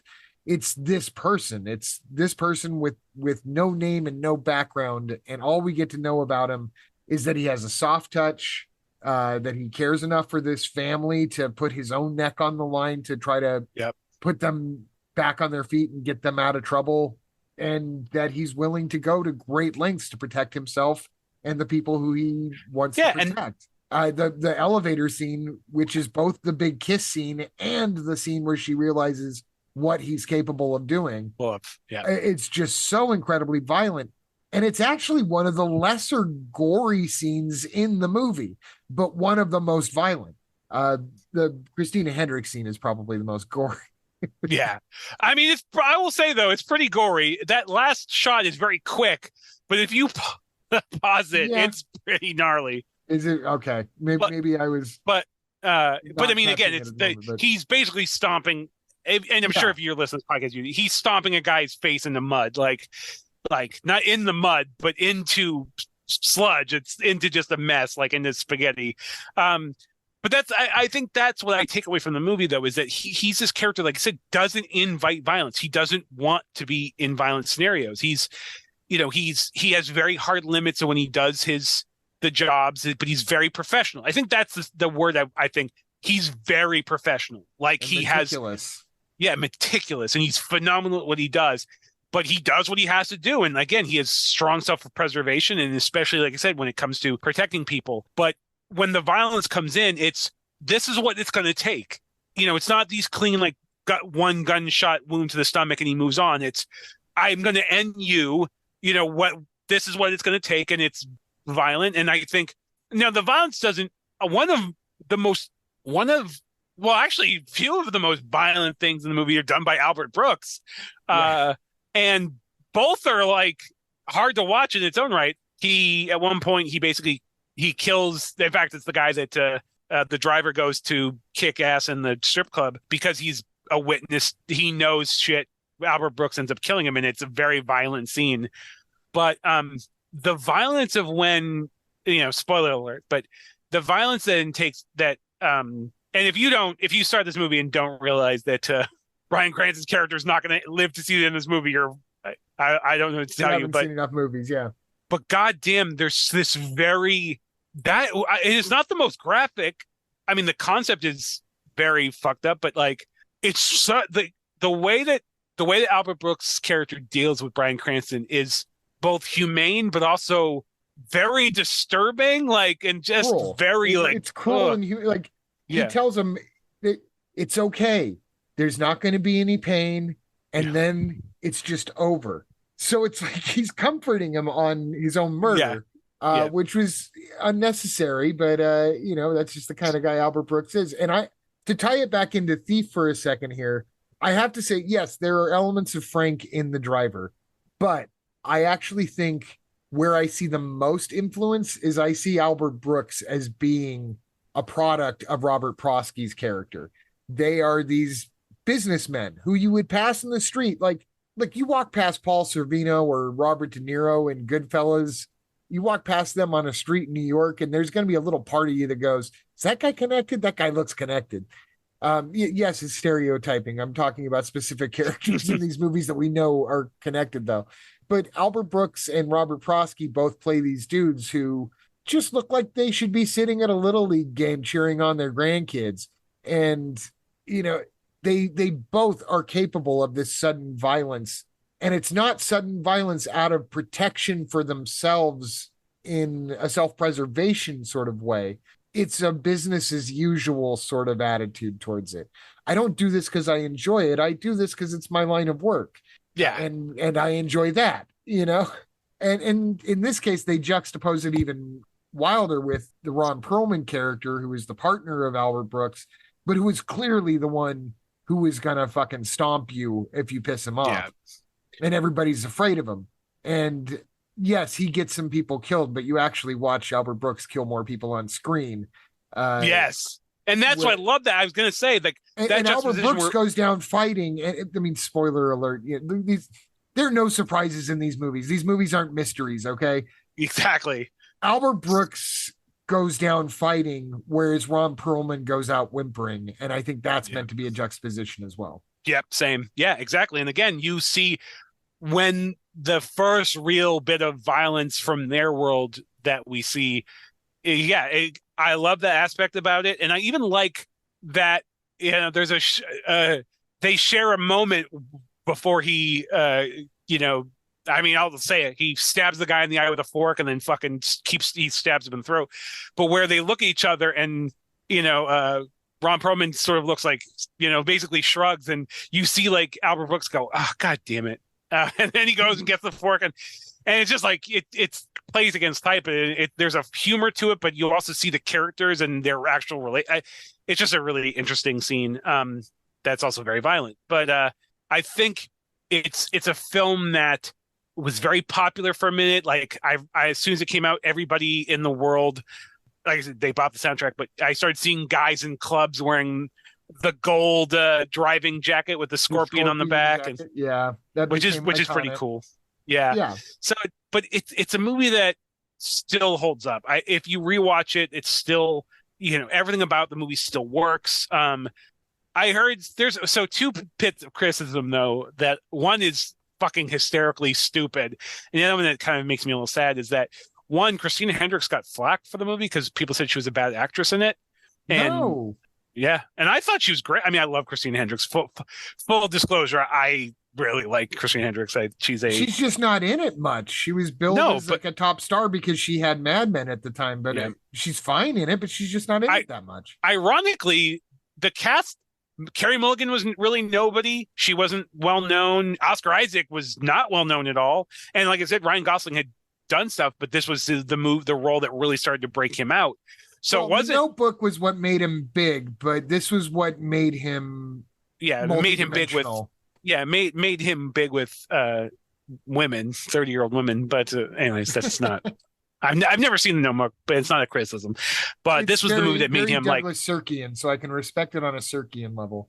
Yeah, but it's definitely the movie that made him cool and 100%. Made him this sort of new. I mean, I always say this, but to me, he's the new Paul Newman. But it's a fair assessment. Yeah, the guy who's so good looking, but also adds extra depth to that, and boyishly handsome, but also a good actor. And anyways, I have a whole thing. But it's funny though, because like I said, she was a big name at that time, and now she's the smallest name of the they've all gone on to be huge stars. She was nominated for an Oscar for An Education the year before. Oh, was it the year before? I thought it was the year after. I believe it was the year before. Oh, interesting. In my mind, it was after. That's weird. But yeah, regardless, but yeah, there was criticism. I was very offended that people were saying that she did shitty in it because I like Christina Hendricks. But the other thing is, I remember there was famously a very famous review about the movie Drive that was really pissed because there wasn't enough driving in it. She thought it was like this woman thought it was going to be like the Fast and the Furious. And the thing is, if you watch it, there is a lot of driving. It's just not. It's not a goddamn race car movie. It was marketed, which is outside of the influence of Refn or anybody who actually made the movie. But even if you watch it, you know it's not. I mean, I watched the trailer and I knew it wasn't going to be Fast and the Furious. It was going to be like a crime movie. I don't know. I mean, not that they aren't crime movies, but it's anyways. First off, if you want to watch, if you were, I don't want to dog shit on popular movies, so I'm just going to leave that one alone. But anyways, but I still, like I said, I think Drive really holds up. I think it's really such a fun movie, if that's right. Like every time I watch it, like it's very. I just get right into the movie again. I love the characters. I love the direction. I'm sad that Refn hasn't lived up to that potential that I think a lot of people. It's funny because certain guys like Panos Cosmatos, the guy who did Mandy and Beyond the Black Rainbow. When Beyond the Black Rainbow came out, people were like, well, this has a lot of. He has potential stylistically, but it was, Beyond the Black Rainbow was kind of a dud and it didn't do well. And critically, people saw good things about it, but it was also very slow and meandering. But, I think he's one of those guys that the more films he does, the more he's building his vision. And really, I don't know if you saw Cabinet of Curiosities, no, but it is phenomenal. If I can just sidetrack very quickly. What's up? No, but Panos Cosmatos did, and it's incredible. And it's literally like, if you liked Mandy, it's got Peter Weller, and it's great. But anyways, my point is, like, at the time, like, there was these, I think people thought that Refn was going to be like the next like big like auteur and like this really, but his films have come out and been more and more niche and less well received and more divisive. But I still enjoy it. Where I don't think Neon Demons was great. I think it had a lot of cool aspects to it, but I don't think it was. I think it didn't deliver the goods the way that Drive, and for me, only God forgives. But I still think he's got a very strong voice and a very specific, very weird. I don't know if it's European. I don't know if it's his. Was he Swedish or he's Dutch? Dutch, thank you. No, Danish. Yeah, Danish. Anyways, I think it is. Yes, I was going to say the Dutch speak, or the Danish. I don't fucking know. If we are fools, we apologize. We need to up. Maybe spend less time watching movies. Maybe learn more about our geography. And anyways, but with that said, I still think. I love Drive, and I hope he makes another movie that delivers on that same scale and that's as successful as Drive. But Drive is still legs. It holds up. It's great. But yeah, I hope so too. And I think that he showed a lot of promise. And he's had his career goes back like another 10 years prior to Drive as well. So Yeah. he's already, got an elder state. Did he do music videos before? Is that am I No, wrong? he did Bronson in the UK with Oh, Tom that's Hardy. right. That was his first. Yeah, that's right. Which is great. And he had a trilogy, and it's like a one-word Oh, name, and it's escaping me right now. oh, that's right. Yes, yes, With yes. Mads Mikkelsen is in one of them, and but Yeah. anyway, yeah. So he's got his style, and I think that he's a prominent enough artist that I think it's up to the world to catch up to his style and not vice versa. But it'll be interesting to see how people look back on his career more than it is to see how they react to it in real time. And I think The Drive will probably be consistently considered to be his masterpiece, even if he makes something better. The Pusher trilogy. The Pusher, and he also did Valhalla Rising, which is phenomenal, with Mads Mikkelsen. But he's where like the Pusher, Bronson Pusher, the Pusher films, they're like artistic, but very much more European linear films, like very traditionally narratively driven. They get more and more like atmospheric and dreamlike and bizarre. Yes. By the time it gets to Neon Demon, anyways. But thank you, I completely forgot. And again, if you've never seen Valhalla Rising, it's a movie about a Viking with Mads Mikkelsen, and it is it's fantastic. If you like violent tough guy movies, it's like a weird art house version of a tough guy Viking movie. Anyways, yeah, I'll definitely be interested in following him. But there is, before we check out for the night, I've got to go in a little bit. But I think that there's no conversation about Drive, especially if it's a conversation about Drive that involves Thief, that can be properly had without discussing, at least on a light level, Walter Hill's 1978 film The Driver, which just on the face of it shares DNA with Drive. In fact, I would say that Drive is the love child of Thief and The Driver. Yes. The Driver, it's a very difficult film to come upon.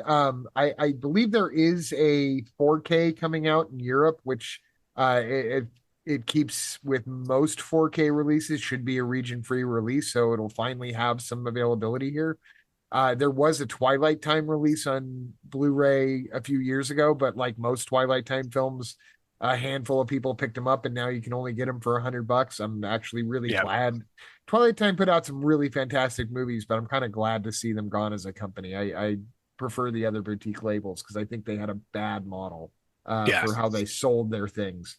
But they put one out for this, and I don't know whether it's just a rights issue or whether there's a perceived lack of interest. But The Driver, I saw it last night on a really crummy YouTube copy that has, I don't know whether it's Russian subtitles or what.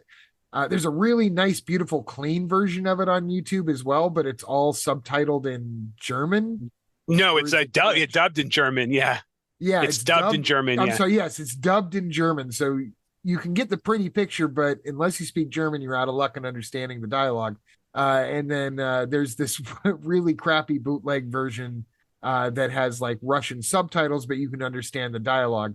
And just so that I had it as a frame of reference, I popped it on last night, not fully expecting to watch the thing because the quality was so low on YouTube, but I was hooked. I was absolutely hooked. I watched it from beginning to end. It's a fantastic movie. Walter Hill is somebody that I've always admired from that era as well.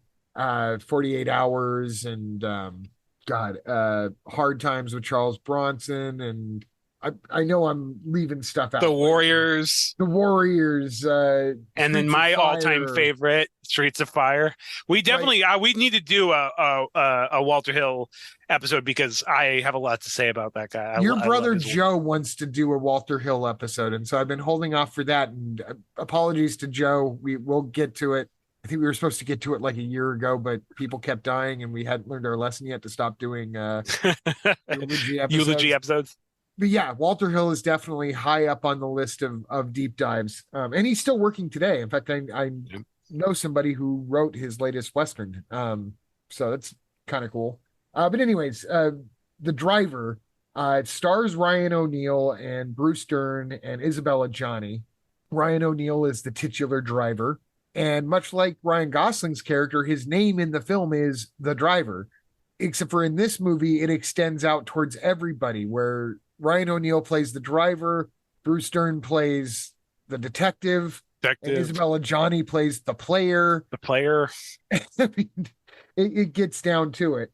Without getting too much into details of making this into a triple feature, essentially, Ryan O'Neal is a getaway driver. He's not a stunt driver like the Ryan Gosling driver, but he is a getaway driver. That's his primary job. He's very meticulous. He's a man of few words. There's not a single line of dialogue from him for the first 15 minutes of the movie. And I've read that he had 350 words spoken in the movie entirely, which is pretty incredible for a lead actor. A main character.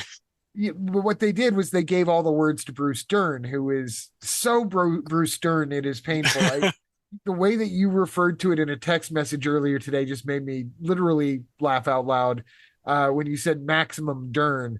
And I said that I want to see that movie. I want to see Maximum Dern. And that's not a slight. Like, Dern is fantastic. Dern is so good. He's so good that I would argue that maybe he's the star of this movie and the reason to see it. And I really love Ryan O'Neal in this. I've really loved Ryan O'Neal more and more in the last couple of years. Same. I was going to say that same thing. I didn't. Yeah. Yeah. He's an actor who I've always been aware of, and I've seen a lot of his stuff, but I always just kind of associated him with kind of the dickhead that he is. Yeah. But now I'm seeing the talent that dickhead has as well.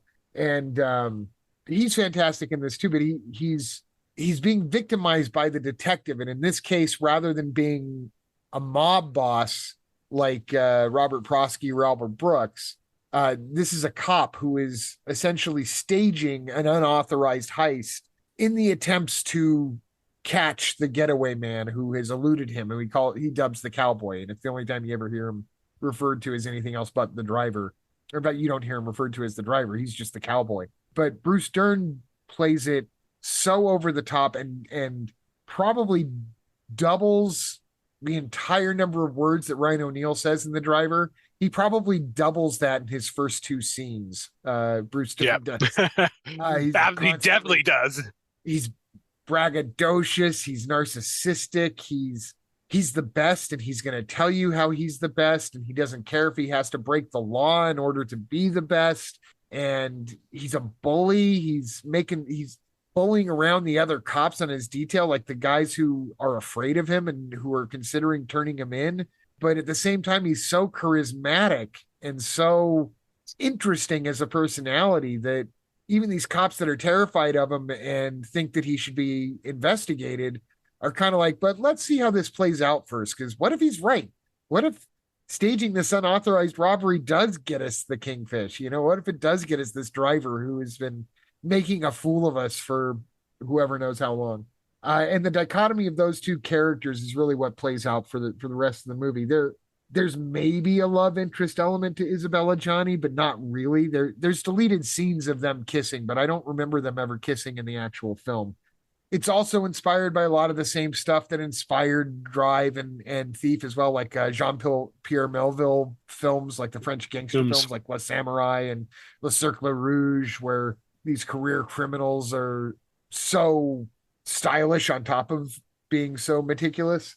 Yeah, that's just everything about this movie is fun. And I have to say, the car chases, I am saying this as a huge fan of Burt Reynolds and Vanishing Point and even the fucking Blues Brothers, all things car chase related. This is the best car chases I've ever seen put on film.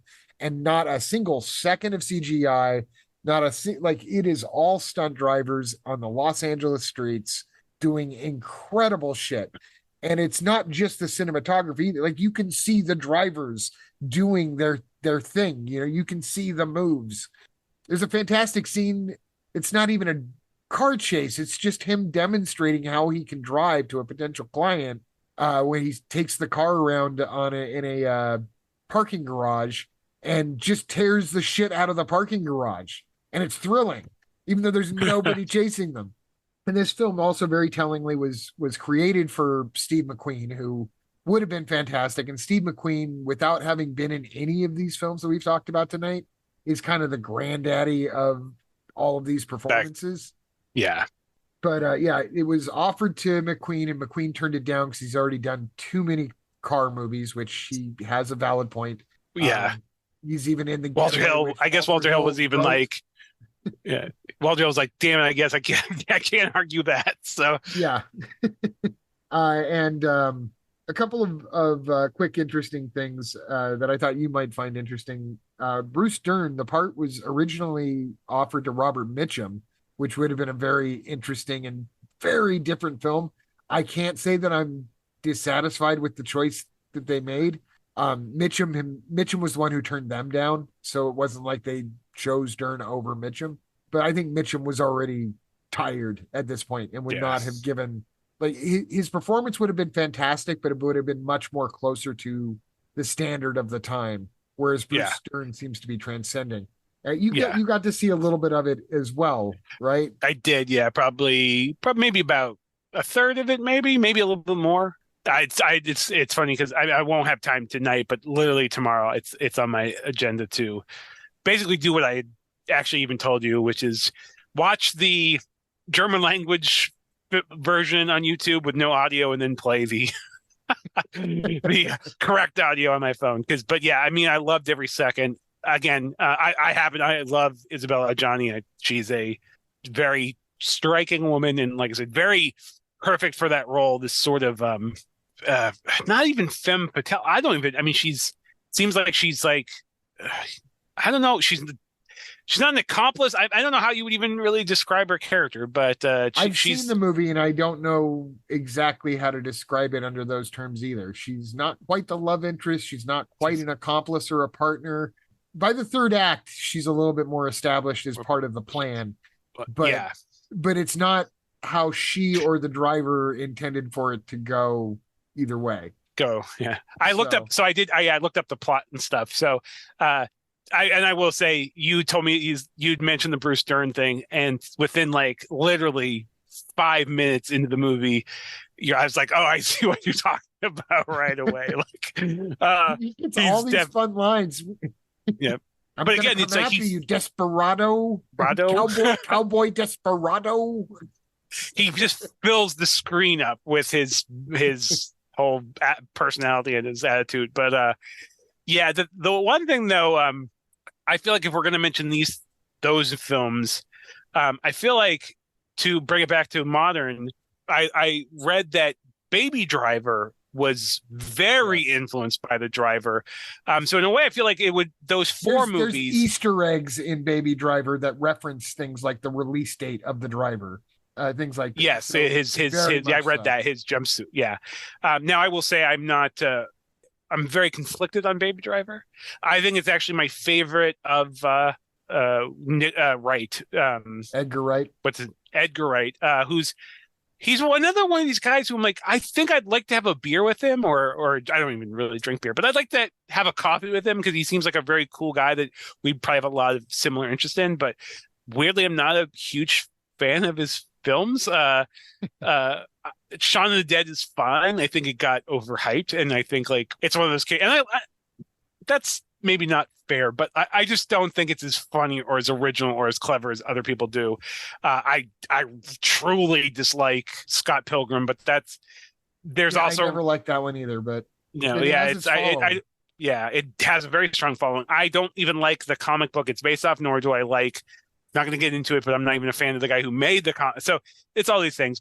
But even though I don't really like, and I think Baby Driver is maybe more sizzle than actual steak, and I think sometimes he wants to really hammer home all these like pop culture references or all these, and it's like, well, the movie has the. I think it's because people look at movies like Thief and especially The Driver and think that those are also style over substance when they're anything but. Oh, absolutely, and I mean, if that would anybody who would lob that, I would say is completely off the mark. Again, I haven't seen much of the all of The Driver to make this statement, but if you were to say that about Thief, I would say you're completely wrong.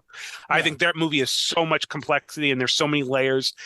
Even hearing Michael Mann talk about it and with the thought that he put into it, yeah, that I feel like that'd be completely off base. But I'm sure you're right. I'm sure people, especially at the time, although I do think, like I said, even though Thief isn't a film that's in the popular lexicon these days, or a film that people talk about now, it was successful and it was very well regarded in 1981. So yes, it was. It just somehow slipped through the cracks. Unlike The Driver, which was a flop, and people have said repeatedly, if it had been Clint Eastwood or Steve McQueen, this movie would have been understood and it would have been huge. But because it was Ryan O'Neal, who doesn't look like Eastwood would have looked mean, McQueen would have looked cool. Ryan O'Neal has a tendency to get yelled at by Bruce Dern in a way that makes him just look like he's sad. And yes. like he's just sad being yelled at by this cop. But I think that that's incredibly effective. Like, I think it's the right look. It's funny because the parts that I was watching, and like I said, I told you before the podcast, like I was listening to it while working, so some of it I wasn't even watching. But Ryan O'Neal's character, the driver, has this sort of like, he feels kind of put upon. Like he's like he's not like this like bravado guy. He's just kind of a he looks a little put upon, but in a way that's interesting and stuff. So like I said, I mean, I was never not the biggest fan fan of the film. It's just not what people expect from a movie star. Yeah, exactly. Or especially that kind of role, this sort of like, but very interesting. In fact, I feel like some point this year, I am going to do a film festival and watch all 4 of the films together. And maybe maybe others that might tangentially tie in too. I know the actress who plays the front desk at like some sleazy motel, she plays the same character in, I don't know if it's another 48 hours or 48 hours. So I read that. I think so her it was name like is Frizz in the movie. Like it's a Frizz. That's right. Yeah, it's a character who creates this sort of Mann multiverse in a way. Yeah, which I think is brilliant. I love that. Or I'm sorry, Hill. Walter Hill. Yeah, I knew what you meant. Walter Hill multiverse. But anyways, Devin. Well, we might as well end it here. I think we've exhausted our audience's interest in these films at this point. Well, I will say, let's come back after you've had a chance to see The Driver. Oh, absolutely, days, we will do The Driver in all of its grandeur. Like, we'll do. I'll tell you what. We do the Walter Hill episode. I was just about to say, we'll save it for the Walter Hill. Because again, like I said, I want to get your thoughts, and I certainly want to get your thoughts on how you think it influenced Drive.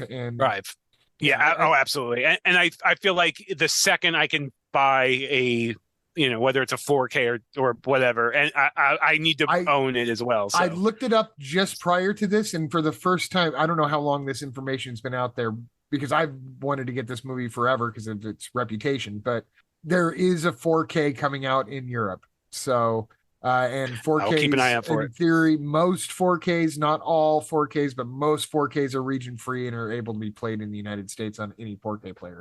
So I'm going to get that.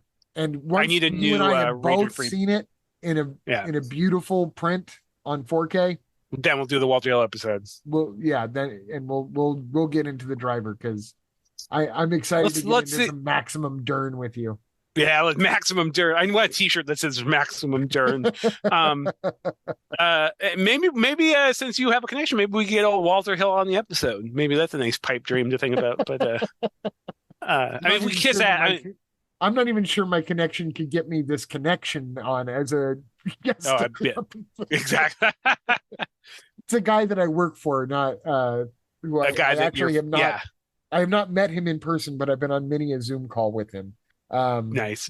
As a group. So, he knows who I am, and I know who he is. That's about as far as it goes.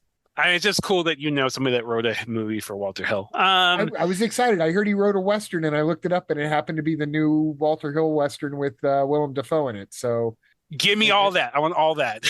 All right. So we're going to do Walter Hill soon. Perfect. All right, Devin. It's, as always, it's a pleasure. This was, I think we say this every episode, but this was a really fun episode. I think keeping it concise, even if we say it's going to be 2 movies, we end up talking about 5 movies. That's just the way we do. But really get in depth and talk about things. And again, I always love hearing your input on these films, because even I always end up learning something. So pleasure as always, Devin. Too, brother. So always a pleasure. I love these double features too. I can't wait till we do another one. I think this was a good call. This was This is something where you set up the premise and I set up the movies, and I think the stars aligned and we picked some good ones. I think this is a fun episode. I think it was perfect choice. Yeah. I hope, I think a lot of our listeners have probably already seen Drive. If you haven't seen Drive, see it right now, because it's one of what I consider to be one of the very few actual masterpieces that this century has given us so far. Yeah, I agree with that. There's been great films that have come out, there are very few masterpieces. And I think even more of our listeners maybe haven't seen Thief yet. And you owe it to yourself. Absolutely.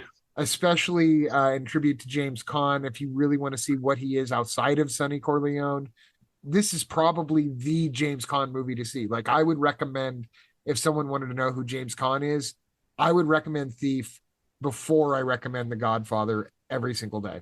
I agree with that. And again, if you're a fan of the movie Heat, this is Michael Mann's first film, and definitely sort of was the groundwork for a lot of the themes. Yes. Yeah, absolutely. So, all right. Well, until next time, make sure to check us out on social media, like us, subscribe to us, tell your friends about us. Please, we could use more listeners. I will try to do my best to make sure that we have a little bit more of an online presence, although I know I say that every single time.